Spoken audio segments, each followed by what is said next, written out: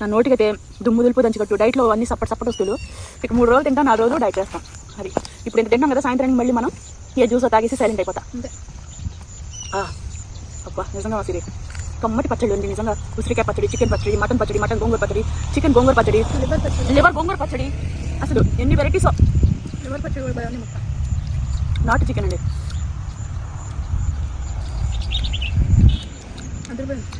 నాటు చికెన్ అసలు గోనుగా బాగున్నాను.